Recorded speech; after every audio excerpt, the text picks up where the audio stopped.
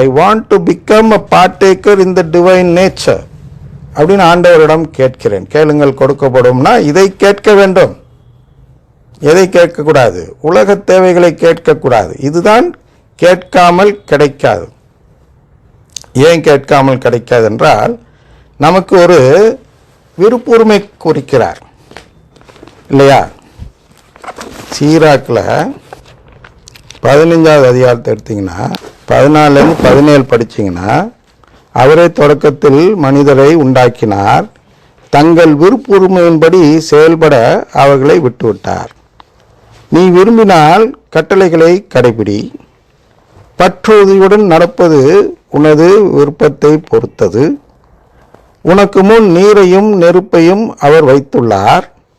உன் கையை நீட்டி உனக்கு விருப்பமானதை எடுத்துக்கொள்.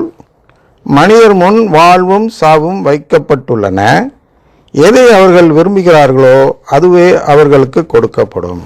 இந்த விருப்பம்தான் அவர் நம்மிடம் கேட்கிறார். அதனால் அவர் செலக்ட் பண்ண முடியாது, நாம் தான் செலக்ட் பண்ணணும். நம்மிடம் கேட்கிறார், உனக்கு வாழ்வு வேணுமா சாவு வேணுமா, அதாவது என்னுடைய உறவு வேணுமா அல்லது உறவற்ற நிலை வேணுமான்னு கேட்டார். யார்கிட்ட? ஆதாம் ஏவாள்கிட்டேருந்து கேட்குறாரு. ஆதாம் ஏவாள் என்ன செய்கிறார்கள்? சாவு தரும் கனியை புசித்தது பாவம் என்பது கீழ்ப்படியாமையினால் அல்ல, அவர்கள் தேர்ந்தெடுத்தது சாவு, அதாவது உறவில்லா நிலை என்பதால். நாமும் இன்று உறவில்லாமல் பிறக்கிறோம். உறவில்லாமல் பிறக்கும் நாம் மீண்டும் உறவை பெற வேண்டும். அப்படி உறவை பெற்றால் அதுக்கு பேர் தான் மீட்பு. அப்போ நான் கேட்கல, வேண்டாங்கிறேன், எனக்கு எப்படி கொடுப்பாரு? நான் தற்காலிக பிள்ளைன்னா என்ன? நான் எப்போல்லாம் நான் கேட்காம இருக்கிறேன்னா அப்போல்லாம் நான் தற்காலிக பிள்ளை. உடன்படிக்கை என்பது நான் கேட்டுட்டேன் என்பதற்கான அடையாளம், வெளி அடையாளம். அதுதான் சாக்ரமெண்ட். சாக்ரமெண்ட்னா என்ன? an outward sign for inward grace அப்படின்னு ஆங்கிலத்தில் சிம்பிளாக சொல்வார்கள். அதாவது உள்ளே நமக்கு கிடைக்கக்கூடிய அருள் உரிமை, அதன் வெளியடையாளம்தான் திருவருட்சாதனங்கள் என்று ஆங்கிலத்தில் சொல்லப்படுகிறது. அப்போ உறவற்று போன நான் இன்று நான் என்ன செய்ய வேண்டும் என்றால், சிசிசி 2779 தெளிவாக படித்து பார்க்க வேண்டும். படிக்கிறேன்.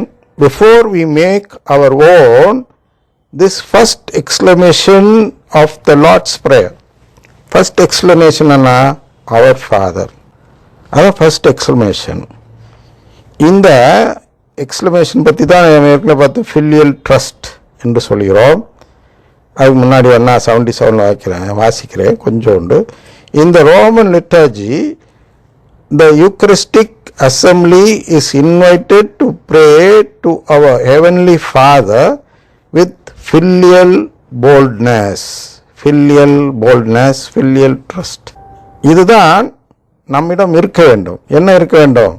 ஒரு தந்தையை, அதாவது கடவுளை தந்தை என்று அழைக்க நம்மளுக்கு ஒரு தைரியம், ஒரு போல்ட்னஸ் இருக்க வேண்டும். துணிச்சல் என்று சொல்வோம்.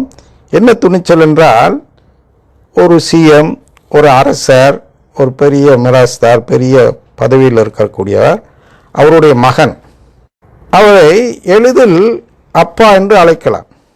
அதே சாதாரண மக்கள் அதுபோன்று செய்தால் அது முறை தவறி நடந்த செயலாக, மரியாதை கட்டத்தனமாக பார்க்கப்படும். எல்லோரும் ஒருத்தரை போய் டப்புன்னு அப்பா அப்படின்னு அழைக்க முடியாது. அதற்கு அழைப்பதற்கான ஒரு உரிமை வேண்டும். அதான் இங்கே சொல்லப்படுகிறது. Before we make our own this first exclamation of the Lord's Prayer, we must, உங்களுக்கு அந்த உரிமை கிடைக்க வேண்டும் என்றால் என்ன செய்ய வேண்டும் என்றால், we must humbly cleanse our hearts of certain false images drawn from this world.